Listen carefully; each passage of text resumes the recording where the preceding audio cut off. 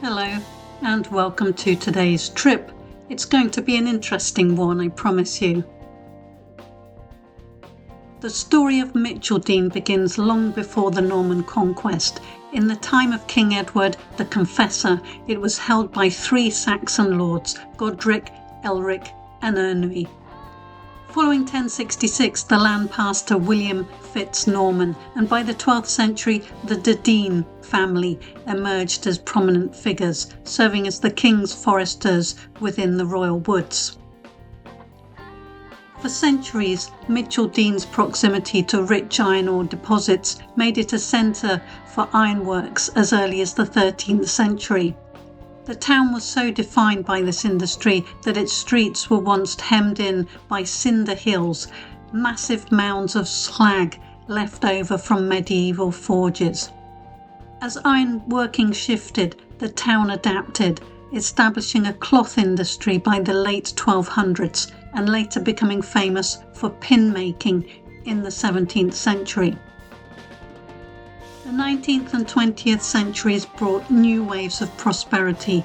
The Wintles Forest Brewery grew to be a major employer in the 1800s, while the arrival of the rank Xerox photocopier factory in 1941 transformed Mitcheldean into a modern manufacturing hub. Though the railway station, located 2 miles away in Lee, closed in 1964, the town continued to expand as a residential and business centre. My trip today is divided into 3 parts. 1. Hunting for the site of some old gallows. 2. Visiting the prehistoric rocks of Stender's Quarry. 3. Exploring the High Street and the rank Xerox complex. On the left up here is Mitcheldean water treatment works.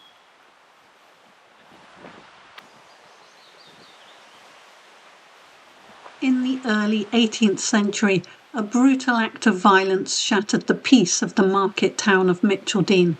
Tom Twyberville, a local carpenter, was battered to death right inside his own shop in the heart of the town.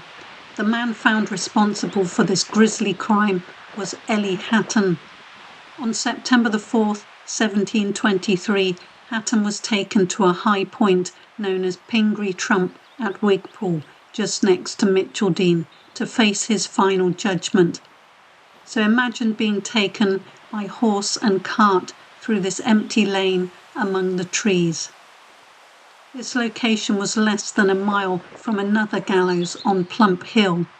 These sites were strategically chosen as grim signposts, often used to hang sheep stealers who were lured by the hundreds of sheep roaming the Forest of Dean.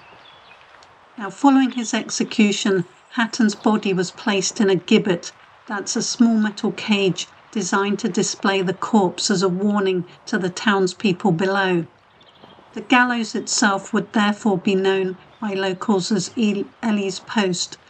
Legend says that as he faced his end, Hatton placed a dark curse upon Mitcheldean, whispering that the town would be plagued by flies.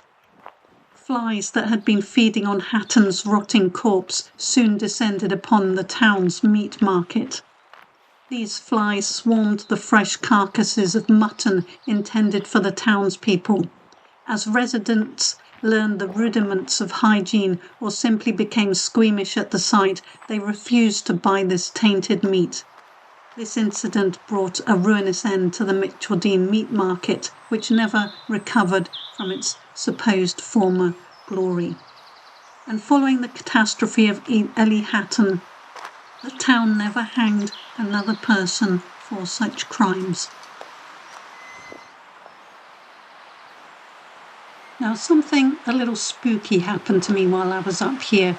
While I was walking along the path, and when I was just telling you about Eli Hatton going on a cart to his hanging place, I could hear what sounded like a car passing right by me. It was more like a motor vehicle, but it was definitely a car. However, I looked around and there was nothing at all there. So could that have been the ghost of Eli Hatton? That's a little bit sinister. I found a photo of a stone marker that denotes the Pingree Tump gallows site, but I looked around the map location and I couldn't find it. The online map suggests that it is across from the house up here. Perhaps if you come here, you can try to find it yourself.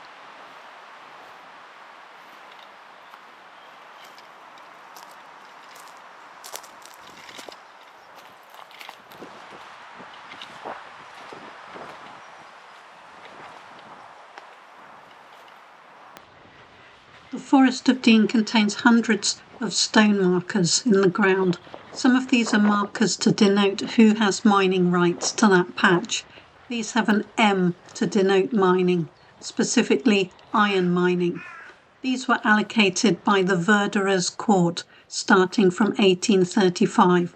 The Verderers Court comprised a group of people and was recognised by the Crown to help manage the forest, particularly in regards access to commoners, that is, members of the public who used the forest for purposes such as grazing their animals on. This common land often resulted in squatting disputes, and stones were able to mark which areas were claimed and protected. The verderers of the Forest of Dean used to convene in what is now Speech House. Other markers, such as this DF marker, are forest boundary stones.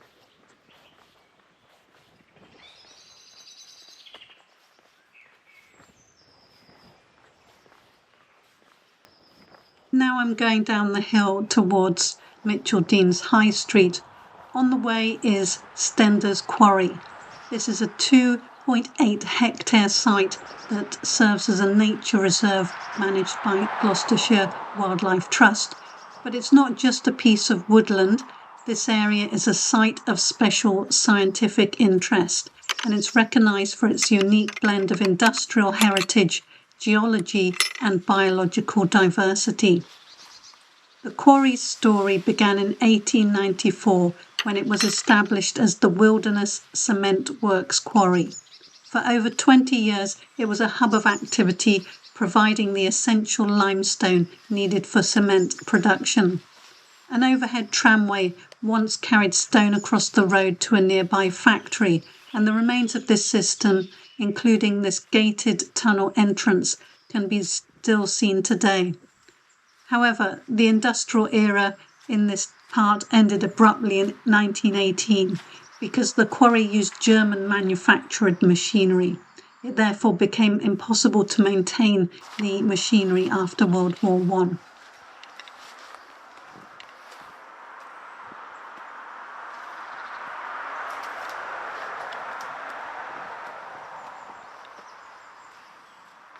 Once the machines fell silent, the site became a sanctuary for science.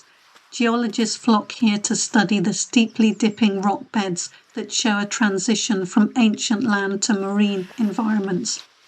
These rocks, part of the Avon group, are roughly 50 million years younger than the nearby old red sandstone. And if you look closely at the rock faces, you can even find remains of life, such as sea lilies, brachiopods and shellfish. These are all frozen in time from millions of years ago.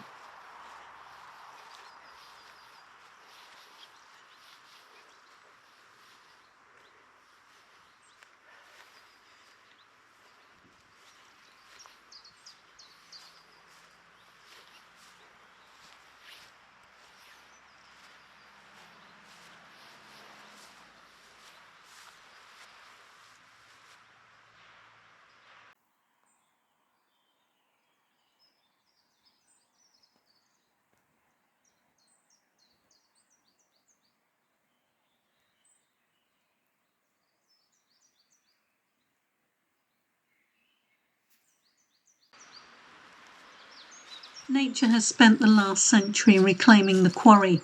The shallow limestone soil now supports a vibrant array of wildflowers, including the common spotted orchid, kidney vetch, and autumn gentian.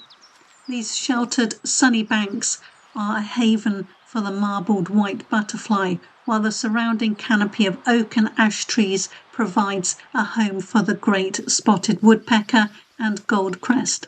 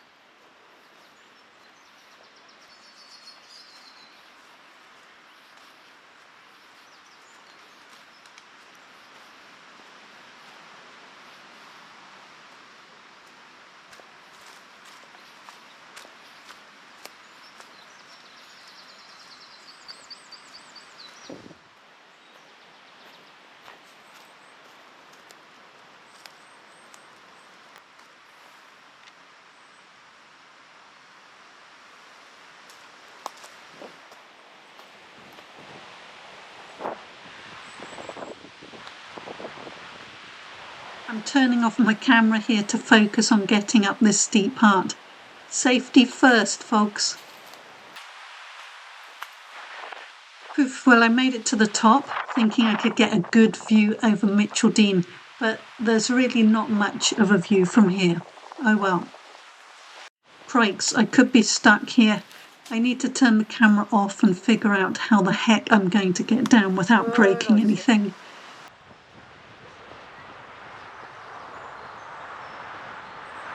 The third part of my trip involves going to Mitcheldean's main part, the High Street.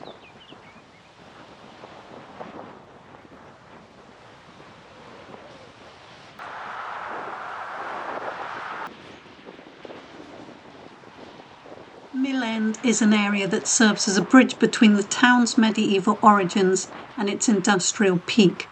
Known as Mill End Street as early as 1469, this historic crossroads took its name from a mill that once stood on the nearby Churchyard Brook. Today it is home to an interesting architectural survivor, a 16th century timber frame building known locally as the General Stores.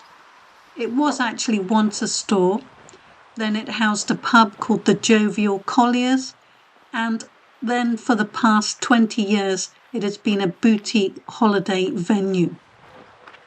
The building is composed of 3 internally linked sections. The middle portion is the oldest, originating as a medieval long hall. Now, we can't see this from the outside, but having done some research, I found out that in some of the timber framework inside, you can find daisy wheels. Now, these are overlapping circular patterns carved by carpenters to determine the dimensions of the timber frame and calculate structural loads. These symbols weren't just for measurement, however.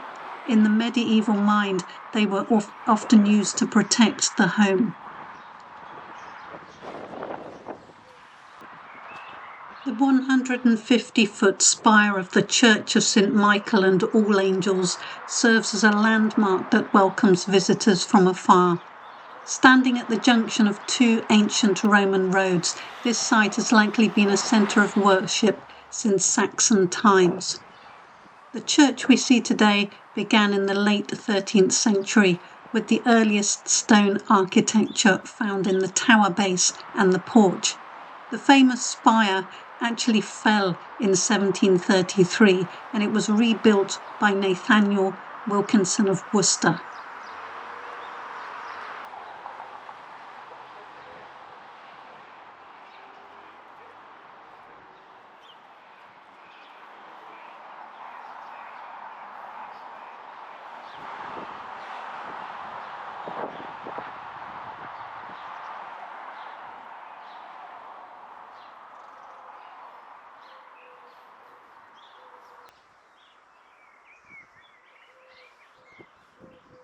In the porch area are some written texts which really aren't at all legible these days.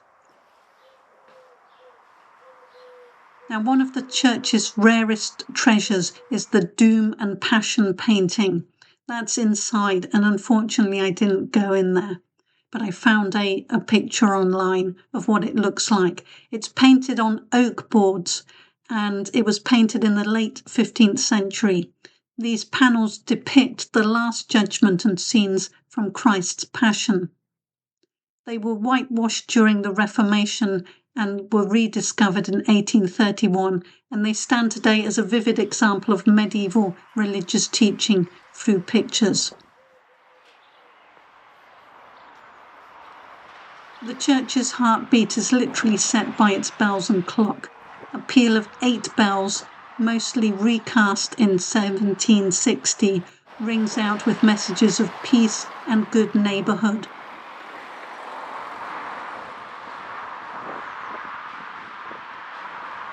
The White Horse Hotel is one of the street's oldest residents.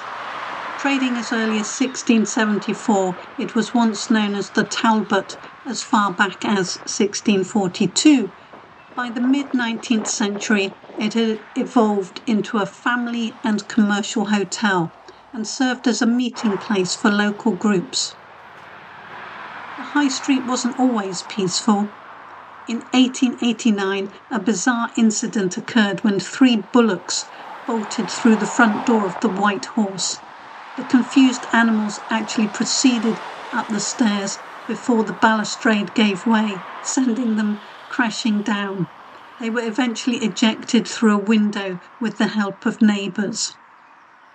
Directly opposite the White Horse stood the Red Lion, an inn thought to have been built in the late 16th century. It was perfectly positioned to serve the crowds gathered for the town's famous markets. The High Street was also the stage for smaller dramas. In 1842, a drunken saddler named Daniel Cannock accused a local police officer of robbing him at the Red Lion. Even though the officer hadn't left the station for hours, the charge was nominally processed. The jury eventually recognised what had happened and awarded the police officer damages of just 1 farthing. By the late 19th century, the High Street was under the influence of a local powerhouse, Wintle's Forest Brewery. The brewery eventually owned every pub in town, including both the Red Lion and the White Horse. In 1923, both properties were put up for auction as part of the brewery's tied estate. At the time, the White Horse even featured a skittle alley and stabling for 10 horses. As the years passed, the Red Lion adapted to the times. In the early 1930s, a theatrical family named Luff converted its stables into a small theatre with a stage and gallery. By 1936, the building was sold off and became one of the earliest youth hostels in the country. Mitcheldean's Town Hall is a Grade 2 listed building. Long before the current hall was built, this site was home to a 16th century covered market known as the Chipping Cross. It served as a corn exchange, where tolls were collected by the local lords of the manor, the Roberts and the Colchester families. By the late 17th century, however, the structure had fallen into such disrepair that the lord of the manor was actually prosecuted in his own court for failing to maintain it. To replace the crumbling market, a new building was commissioned and completed in 1710. The 20th century brought industrial giants to its doors. The hall served as an office for Wintle's Forest Brewery before being taken over by British Acoustic Films during World War II. This eventually led to the building being owned by the tech giant Rank Xerox, who donated the hall back to the parish council in 1965. This is the site of the former Rank Xerox complex. In 1956, a joint venture was born that would change the world of office equipment forever. Rank Xerox Limited was formed between the American Xerox Corporation and the British Rank Organisation. But the heart of this global operation wasn't in London or New York, it was in this tiny village of Mitcheldean.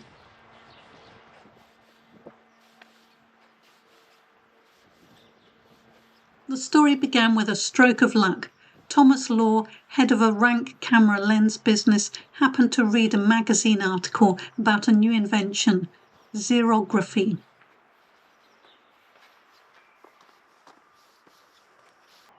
Recognizing its potential, Rank partnered with an obscure company called Haloid, later Xerox, to bring this technological revolution to Europe, Africa and Asia. Before Xerox, Mitcheldean was a quiet village of just a few hundred people, but in less than 10 years, the plant employed 4,500 people, expanding the town considerably. It became a primary supplier of photocopiers for the entire European market.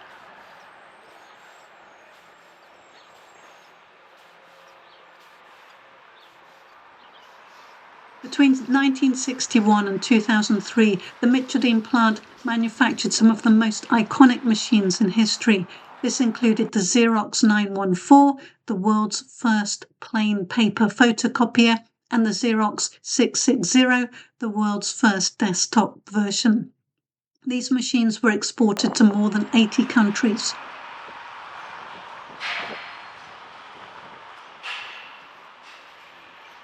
Life at the plant was meticulously documented in Vision, an internal magazine that ran for 269 issues, capturing the stories of the people who worked there.